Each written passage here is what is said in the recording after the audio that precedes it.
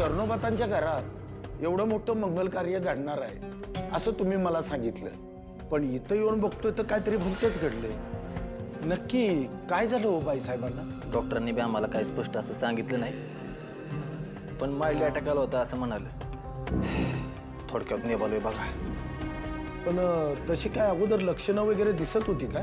हो, चांगली धडधाकट होती, हसत खेळत होती, पण अचानकच झालं सगळं. खरं तर असं काहीतरी घडायला नको होतं. आता तुम्ही प्रसादरावांचा अचानक साखरपुडा केला, तिथी मुहूर्त काहीही बघितलं नाही. कमीत कमी त्याबद्दल मला विचारायला तरी हवं होतं. आता त्याने काय होणार होतं? अहो, ग्रह ताऱ्यांच्या हातात बऱ्याच गोष्टी असतात. तुम्ही एक काम करा, मला प्रसादरावांची पत्रिका दाखवा, मला जरा बघू द्या. सत्य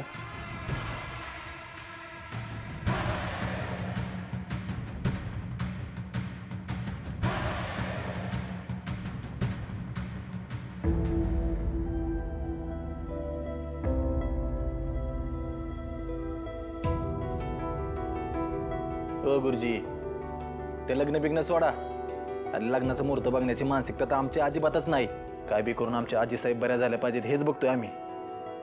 अहो शशिकांतराव, तुमच्या मनात असलं तरी हे लग्न जुळू शकत नाही, कारण पत्रिका जुळत नाही, गुण जुळत नाही, नाडी जुळत नाही.